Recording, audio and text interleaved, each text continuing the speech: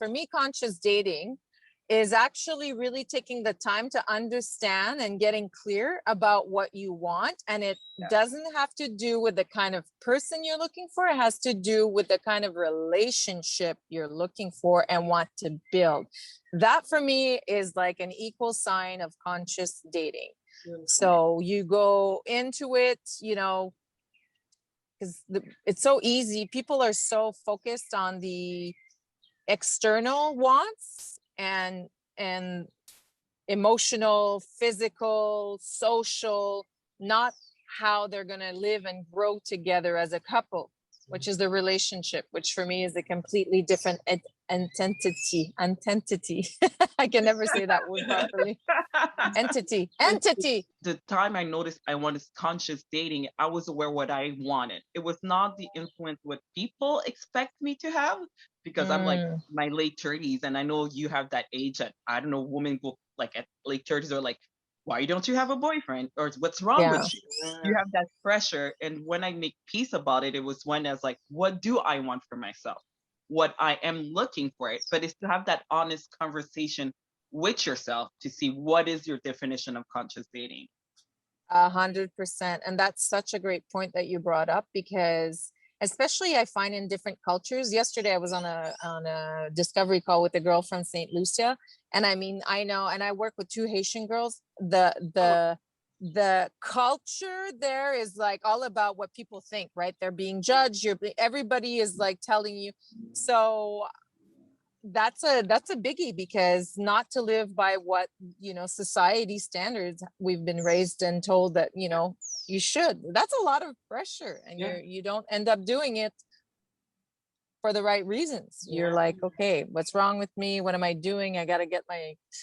So that's actually a really good point, Gaston. It basically brings the whole idea of that it takes courage to actually go for a conscious relationship, considering all the pressure. Because like, you either make your family and friends happy and go for what they think is best for you, or you make yourself happy. Yes. And I think that's as you said that, I was like, does that come with age? Like, could we have that conversation with a 20-some-year-old? Or, I mean, obviously there's people that are more aware, and that's where education as a younger age maybe be more aware of these things. But I agree 100%. It's yeah. And for me, what I was thinking about, I like the fact that MJ say about courage, but for me it's also with vulnerability, right? Once you're honest with your vulnerability, you have the courage to go against what people are telling you, but you have the courage to be honest with yourself, to expect what you want for dating, and what you expect for conscious dating. And I think it's really about courage, because you're being honest is the moment that you're honest what you want in life, not with the aspect of like what society tell you. It's like, what do you want as a person? What do you expect it? And what are you able to handle? So that I completely agree. I love that. Courageous. And, you know, I'll take it even back another side, where it's like having the courage to be worthy of what you want. Because that's one thing that keeps coming up with a lot of my clients is like, okay, yeah, I would love this, I would love that, but there's an underlying sense of not feeling worthy of receiving it. And I had a client, she was like, it's so clear, my vision of what I do want, but she couldn't even read it because she felt she wasn't worthy of it. I was like, wow.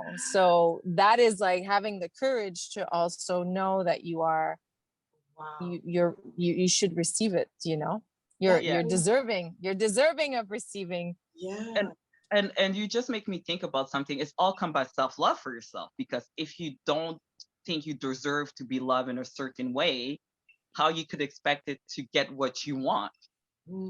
I 100% agree. And you know, we all say that, start with yourself first. And it's I think more and more people are understanding it, that, and it's if you don't love yourself, how can you receive or even give it properly to somebody else, right? I truly believe that. I was the queen of that. I understood that I had problems giving myself self-love, and hence why I kept attracting douchebags and unemotional available men.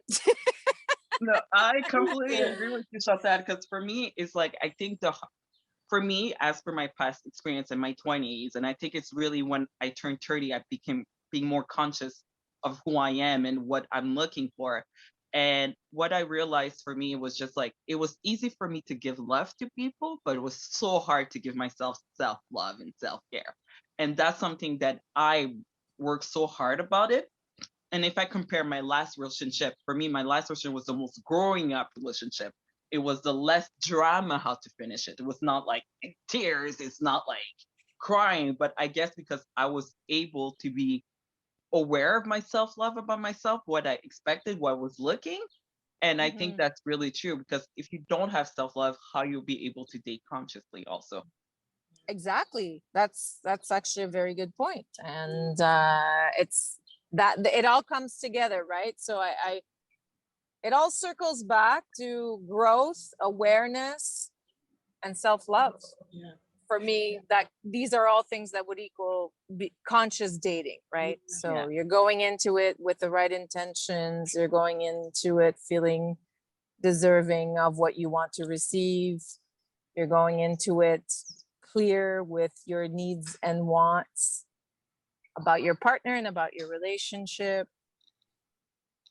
Here's something that you guys brought up that brought back this a podcast that I heard from men entrepreneurs that have the same, it's like the men version of that, where especially for entrepreneurs, they feel like if they're not successful enough, they don't deserve to be with a proper woman, which I never heard of that before. But and it's a constant from some of the podcasts that I heard. It's a constant like unease.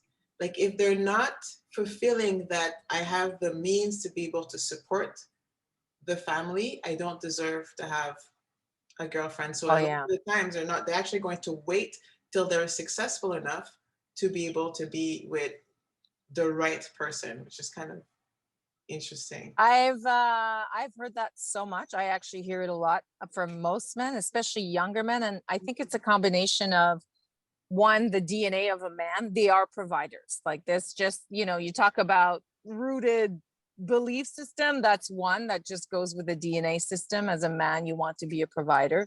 And some have that much more stronger than others. I am with a man that's a big time provider. He lost his phone, couldn't have his bank card working while we're here. It's like the end of the world. I say, you can use my bank card. We have no. He needed to, be the provider and to make sure that he can get his shit done. But the other thing I want to talk about or brush on is that, and I'm going to say this, it's like the whole Kardashian trend where we've seen on social media, it's like, be the beautiful girl and, be the prize. And then, they all want rich men that are going to, make them live. So that a lot of the younger people, that's like what they're looking for. So this is what I'm hearing from the men in their 20s. That's why they want to date older women. 20s and their 30s, there's the society culture thing going on right now where it's like women want to be with men qui vont les faire vivre. Yeah. No, and it's completely true. Yeah. Yeah, it's completely true, Chantal, because I don't remember, MJ, remember we did a talk about age, right? And they had a younger guy, he was like early 20s, very mature, very awareness of who he was. And he was saying that's the reason he was dating older women, because he felt it was not all about the appearance, all about what the show people will provide you. Yeah. It's crazy. That's what a lot of young men are going through. So it's a lot of pressure, and they don't feel that they can deliver, so they're staying off, boundaries. So it's like an unlearning on both sides to be able to be more conscious and realize, at least in my point of view, if you focus on the type of relationship that you want to have, those things are secondary. Like if the guy is a good guy and he's like working to become whichever type thing, it doesn't matter what stage that he's at. Like even if he doesn't have like the support, like it's supposed to be like a team, and they're going to work together to be able to make the relationship work. So it's an interesting Yeah. things to look into. Nice. Yeah.